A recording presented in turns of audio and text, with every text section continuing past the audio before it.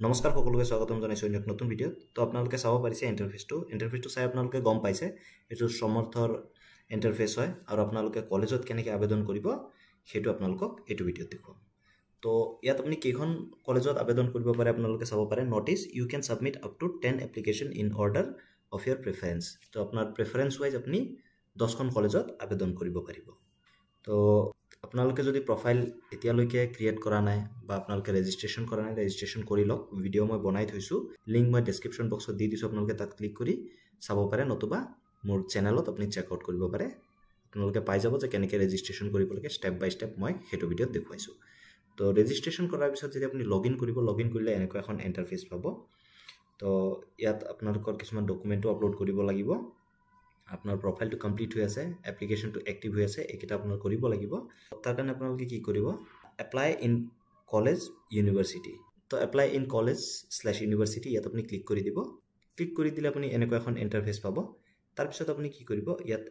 admission মোডটো আপুনি select কৰিব লাগিব আপুনি বৰ্তমান যেহেতু নন সিউইটিৰ এপ্লাই চলিব সেহে নন সিউইটি বুলি ক্লিক কৰি দিব ক্লিক কৰি দিয়াৰ পিছত আপুনি ইউনিভাৰ্সিটিখন সিলেক্ট কৰিব আপুনি যোনখন কলেজত পঢ়িব সেই কলেজ কোনখন ইউনিভাৰ্সিটিৰ আন্ডাৰত আছে হেতু আপোনালোকৰ জনা দৰকাৰ তো আপুনি ধৰি লওক এতিয়া যদি গুৱাহাটী ইউনিভাৰ্সিটিৰ আন্ডাৰত যিকোনো কলেজখনত পঢ়িব বিচাৰে হেকোনো কৰিব পাৰিব বা আপুনি যদি ডিব্ৰুগড় ইউনিভাৰ্সিটিৰ আন্ডাৰত পঢ়িব বিচাৰে হেকেটাও কৰিব পাৰিব বড়োলেণ্ড আপোনাৰ ইচ্ছা অনুযায়ী আপুনি সিলেক্ট কৰি লব আপুনি কোনখন ইউনিভাৰ্সিটিৰ আন্ডাৰত পঢ়িব বিচাৰে তো সে ধৰি লওক মই এতিয়া গুৱাহাটী ইউনিভাৰ্সিটিৰ আন্ডাৰত এখন কলেজত পঢ়িম তো গুৱাহাটী ইউনিভাৰ্সিটি সিলেক্ট কৰি দিলো সিলেক্ট কৰি দিয়াৰ পিছত ইয়াত আপুনি চাব পাৰে college department in university campus তো ইয়াত আপুনি কি কৰিব আপোনাৰ কলেজখন ইয়াত বিচাৰি উলিয়াব যে আপুনি ধৰি লওক গুৱাহাটী ইউনিভাৰ্সিটিৰ যিকোনো এখন কলেজত পঢ়িম বুলি ভাবিছে ধৰি লওক ৰঙিয়া কলেজ তো ইয়াত ৰঙিয়া দুখন কলেজ আছে আপুনি যোনখন কলেজত পঢ়িব বিচাৰে হেখন আপোনালোকে সিলেক্ট কৰি দিব তাৰ পিছত ইয়াত আপুনি দেখা পাইছে প্ৰগ্ৰাম লেভেল তো প্ৰগ্ৰাম লেভেলটো আপুনি ইয়াৰ পৰা সিলেক্ট কৰি লব যে ব্যাচেলাৰ ডিগ্ৰী আপুনি কৰিব বিচাৰে তাৰ পিছত আপুনি কি কৰিব স্কিম টাইপ তো ইয়াত ক্লিক কৰিলে আপুনি national education policy stream wise আছে আৰু ডিসিপ্লিন স্পেসিফিক আছে তো আপুনি স্ট্ৰিম ওয়াইজটো ক্লিক কৰি দিব স্ট্ৰিম ওয়াইজত হলে আপোনাৰ কি সাবজেক্ট আহে মই আপোনালোকক দেখাইছো প্ৰগ্ৰাম কি আছে বিএ বিকম আৰু বিএসসি আছে আৰু যদি আপোনালোকক দেখাও যে ডিসিপ্লিন স্পেসিফিক তেতিয়া হলে আপোনাৰ বিবিএ আহিব বিসিএ আহিব বিভোক আহিব তো এইকেইটা আহিব ডিসিপ্লিন স্পেসিফিকত তো আপুনি যদি বিএ কৰিব বিচাৰে তেনে ক্ষেত্ৰত আপুনি স্ট্ৰিমত ক্লিক কৰি দিব বিএ বিএসসি বা বিকম যোনটো কৰে তাৰ পিছত প্ৰগ্ৰামত ক্লিক কৰি দিলে আপুনি ইয়াত আপুনি সিলেক্ট কৰি লব আপুনি যদি বিএ কৰিব বিচাৰে বিএ সিলেক্ট কৰিব বিএসসি কৰিব বিচাৰিলে বিএসসি সিলেক্ট কৰি দিব তাৰ পিছত আপুনি কি কৰিব লাগিব আপুনি যোনটো কৰে হেতু আপুনি সিলেক্ট কৰিব ব্যাচেলাৰ অফ আৰ্টস যদি আৰ্টছৰ হয় আপুনি বা বিএ কৰিব বিচাৰে তেনে ক্ষেত্ৰত ব্যাচেলাৰ অফ যদি আপুনি কমাৰ্চৰ হয় তেনে ক্ষেত্ৰত আপুনি ব্যাচেলাৰ অফ কমাৰ্চত সিলেক্ট কৰিব আৰু যদি সায়েন্সত কৰিব বিচাৰে তেনে ক্ষেত্ৰত ব্যাচেলাৰ অফ সায়েন্স তাৰ পিছত এই বক্সটোত আপুনি টিক কৰি দিব লাগিব টিক কৰি আপুনি কি কৰিব প্ৰসিডত ক্লিক কৰি দিব তো প্ৰসিডত ক্লিক কৰি দিয়াৰ লগে লগে আপোনাৰ ইয়াৰ পৰা সাবজেক্ট সিলেক্ট কৰিব লাগিব আপুনি চাব পাৰে please select your course preference bachelor of science তো আপুনি যদি দুটা মাইনৰ লব বিচাৰে যদি আপুনি মেজৰ কৰিব নিবিচাৰে তেনে ক্ষেত্ৰত আপুনি 2 মাইনৰত সিলেক্ট কৰিব আৰু যদি আপুনি কিবা মেজৰ সাবজেক্ট লব বিচাৰে তেনে ক্ষেত্ৰত আপুনি এটাত ক্লিক কৰি দিব যেহেতু কলেজখনত মেজৰ মাইনৰ দুইটা অপচনে আছে তো আপোনাৰ যোনটো ইচ্ছা হয় হেতু আপুনি কৰিব পাৰে ধৰি লওক আপুনি এটা মেজৰ সাবজেক্ট লম বুলি ভাবিছে তো প্ৰথমতে আপুনি কি কৰিব আপোনাৰ সাবজেক্ট 1ৰ গ্ৰুপটো বাছি লব লাগিব আপুনি কোনটো গ্ৰুপৰ আন্ডাৰৰ সাবজেক্টত কৰিব তো ইয়াত বহুত কেটা গ্ৰুপ আছে আপুনি চাব পাৰে যে সায়েন্সৰ ফিজিক্যাল সায়েন্স যদি ক্লিক কৰে তো ইয়াত সাবজেক্ট বিলাক আহি যাব ফিজিক্যাল সায়েন্সৰ আন্ডাৰত কি সাবজেক্ট আহে ফিজিক্স কেমিষ্ট্ৰি ম্যাথমেটিক্স আহে তো এটো কেটা আপুনি বাছি লব আৰু যদি আপুনি এনভায়ৰনমেন্টাল সায়েন্স এন্ড আৰ্ট সায়েন্স লয় তেনে ক্ষেত্ৰত জিওগ্ৰাফিটো এটো গ্ৰুপৰ আন্ডাৰত পৰে তো আপুনি জিওগ্ৰাফি লব পাৰে যদি আপুনি ডিসিপ্লিন গ্ৰুপত পায় ইয়াত ডিসিপ্লিন গ্ৰুপত একো সাবজেক্ট নাই তো আপুনি হেটা ভালকে চেক কৰি চাব লাগিব যে কোনটো গ্ৰুপত কি সাবজেক্ট পায় তো প্ৰথমতে আপুনি যোনটো সাবজেক্ট মেজৰ লব হেতু সাবজেক্ট 1ত সিলেক্ট কৰিব প্ৰথমতে সেই সাবজেক্টৰ গ্ৰুপটো সিলেক্ট কৰি লব টেকনলজিৰ যদি হয় আপুনি চাব পাৰে টেকনলজি ইয়াত নাই বাৰু এখন কলেজত আৰ্টছৰ সোশিয়াল সায়েন্সৰ যি আছে ইকোনমিক্স আছে হেতু আপুনি লব পাৰে তো আপুনি মুঠতে যদি মেজৰ লয় তেনে ক্ষেত্ৰত আপুনি প্ৰথমতে গ্ৰুপ সিলেক্ট কৰিব আৰু যোনটো সাবজেক্টত আপুনি মেজৰ লম বুলি ভাবিছে সেইটো সাবজেক্ট 1ত সিলেক্ট কৰিব তো ঠিক আপুনি চাব পাৰে যে যেহেতু বিএসসি ত মই ইয়াত সিলেক্ট কৰিছো বায়োলজিক্যাল সায়েন্স এণ্ড এন্থ্ৰোপলজি তো গ্ৰুপটো যেতিয়া সিলেক্ট কৰিছো তাৰ লগে লগে সাবজেক্ট 1ত আহি গৈছে যে বায়োলজিক্যাল সায়েন্সত কি আছে বটনি এণ্ড জুলজি তো আপোনাৰ যোনটো ভাল লাগে আপুনি সেইটো লৈ ল'ব তাৰ পিছত আপোনাৰ যি আৰু এটা মাইনৰ সাবজেক্ট হ'ব সেইটো আপুনি ইয়াৰ পৰা গ্ৰুপটো বাছি ল'ব গ্ৰুপটো বাছি লৈ আপুনি সাবজেক্টটো সিলেক্ট কৰি দিব এনেকে আপুনি মাইনৰৰো কৰিব পাৰিব যদি মাইনৰৰ আপুনি ক্লিক কৰে তেনে ক্ষেত্ৰত কিন্তু আপোনাৰ দুইটা গ্ৰুপতে মাইনৰ সাবজেক্টে আহিব সাবজেক্ট 1 টো মাইনৰ হ'ব আৰু সাবজেক্ট 2 টো মাইনৰ হ'ব তো আপোনাৰ ইচ্ছা অনুযায়ী আপুনি দিব যদি আপুনি এটা মেজৰ ল'ব বিচাৰে আৰু এটা মাইনৰ ল'ব বিচাৰে তেনে ক্ষেত্ৰত সদায় মনত ৰাখিব সাবজেক্ট 1 টো মেজৰ সাবজেক্ট হ'ব তাৰ পিছত প্ৰসিডত ক্লিক কৰি দিব প্ৰসিডত ক্লিক কৰি দিয়াৰ লগে লগে আপোনাৰ প্ৰগ্ৰাম ইনফো আহি যাব ইয়াত দেখুৱাব আপোনাৰ নট সাবমিটেড তাৰ পিছত আপুনি কি কৰিব লাগিব নেক্সটত ক্লিক কৰি দিব লাগিব তো নেক্সটত যেতিয়া ক্লিক কৰি দিব আপোনাৰ পাৰ্সোনেল ডিটেইলছ খিনি আহি যাব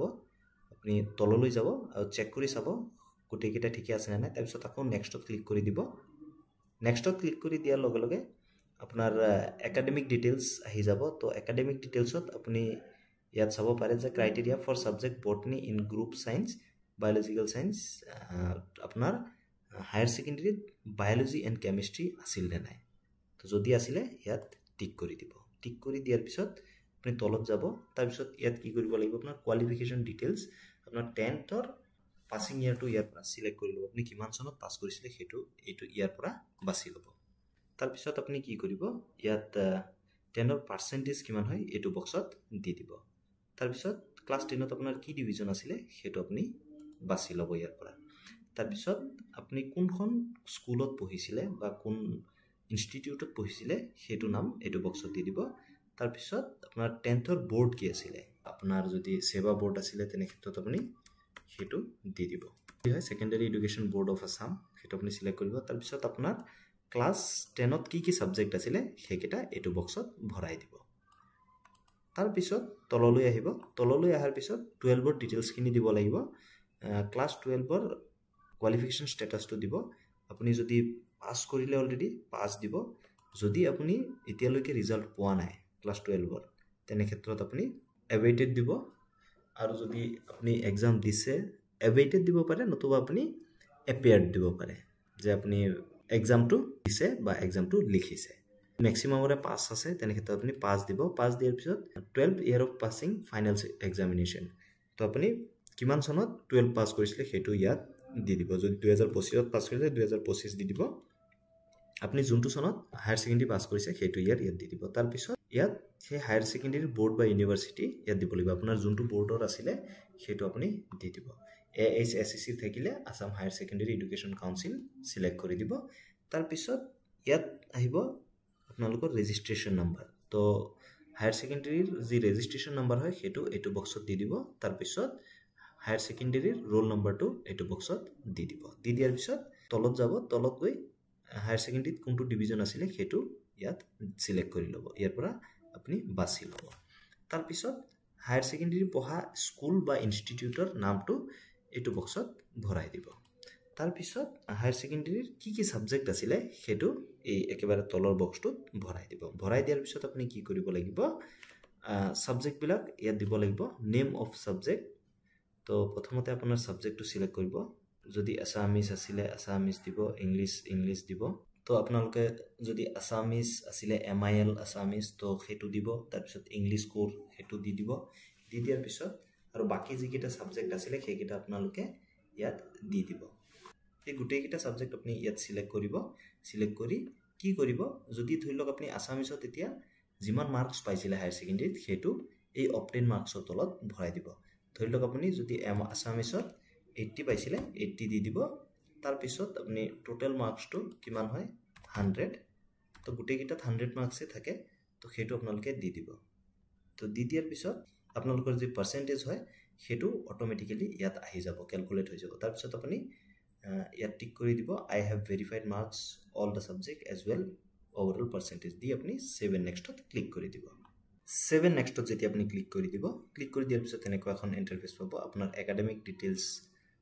সেভ হৈ যাব সাকসেসফুলি তাৰপিছত আপুনি মিলাই চাব আপোনাৰ পাৰ্চেন্টেজ আপোনাৰ যিবিলাক সাবজেক্ট ইনপুট কৰিছে গোটেই কেইটা আপোনালোকে মিলাই চাব গোটেই ডিটেইলছ মিলাই চাব মিলাই চোৱাৰ পিছত আপুনি নেক্সটত ক্লিক কৰি দিব নেক্সটত ক্লিক কৰি দিয়াৰ পিছত আপোনাৰ যিবিলাক আগতে ভৰোৱা আছিল প্ৰফাইল ক্ৰিয়েচন কৰাৰ টাইমত তো সেইকেইটা আহি যাব ইয়াৰ পিছত আপুনি নেক্সটত ক্লিক কৰি দিব ক্লিক কৰি দিয়াৰ পিছত আপোনাৰ ক্লাছ 10 ৰ মাৰ্কশিট আপুনি এটা সিঙ্গেল ফাইলত স্ক্যান কৰি আপলোড কৰিব লাগিব আৰু PDF JPG বা JPG ফৰমেটতো আপলোড হ'ব তো হেতু ফাইলৰ সাইজ 10 KB ৰ পৰা 500 KB ৰ ভিতৰত হ'ব তাৰপিছত আপোনাৰ 12 ৰ মাৰ্কশিটখনো স্ক্যান কৰি আপুনি আপলোড কৰিব লাগিব ইয়াত সিলেক্ট ফাইল যেটো অপচন দেখা পাইছে ইয়াত ক্লিক কৰি আপুনি 12 ৰ মাৰ্কশিটটো দি দিব আৰু ইয়াত ক্লাছ 10 ৰ মাৰ্কশিট তো ফাইলখিনি সিলেক্ট কৰি দিয়াৰ পিছত আপুনি কি কৰিব ষ্টাৰ্ট আপলোডত ক্লিক কৰি দিব তো আপোনালোকে চাব পাৰিছে যে ফাইলটো আপলোড হৈ গৈছে তো ঠিক তেনেদৰে আপুনি 12 ৰ ফাইলটো অৰ্থাৎ আপোনাৰ যি মাৰ্কশিট হয় হেতু আপোনালোকে ইয়াত আপলোড কৰি দিব লাগিব তো আপুনি চাব পাৰে যে গোটেই কেইটা ফাইল আপলোড কৰিলো তাৰপিছত আপুনি কি কৰিব এই প্ৰিভিউ বাটনত ক্লিক কৰি দিব তো প্ৰিভিউ বাটনত ক্লিক কৰি দিলে আপোনাৰ এপ্লিকেশন ফৰ্মখন এনেকুৱাকৈ আহি যাব তো আপুনি গোটেই কেইটা ডিটেইলছ আপোনালোকে মিলাই চাব ভালকে যে যদি কিবা ভুল থাকে আপোনালোকে আপডেট কৰাই ল'ব আৰু যদি গোটেই কেইটা ঠিকে আছে আপুনি তললৈ যাব তললৈ যোৱাৰ পিছত আপুনি কি কৰিব সাবমিটত ক্লিক কৰি দিব সাবমিটত ক্লিক কৰিলে আপোনাৰ ফৰ্মখন সাবমিট হৈ যাব তো আশা কৰো মই আপোনালোকক হেল্প কৰিব পাৰিলো এনেদৰে আপুনি বাকি কিখন কলেজতো আবেদন কৰিব পাৰিব ভিডিওটো যদি ভাল লাগে লাইক এটা কৰি দিব আপোনাৰ বন্ধু বান্ধৱী সকলোৰ লগত শেয়াৰ কৰি দিব আৰু লগতে বেল আইকনো দবাই দিব আগলৈ লৈ আহিম যে আপোনালোকৰ এই এডমিশন প্ৰসেসটো আপোনালোকে মেৰিট লিষ্ট কেনেকৈ চাব বাকি কি ডকুমেন্টস লগত লৈ যাব এডমিশনৰ কাৰণে সবিশেষ আপডেট আপোনালোকৰ মাজলৈ লৈ আনিম ভিডিওৰ মাধ্যমেদি তাৰ কাৰণে এই চেনেলটো সাবস্ক্ৰাইব কৰিবলৈ নাপাহৰিব ধন্যবাদ জয় আই অসম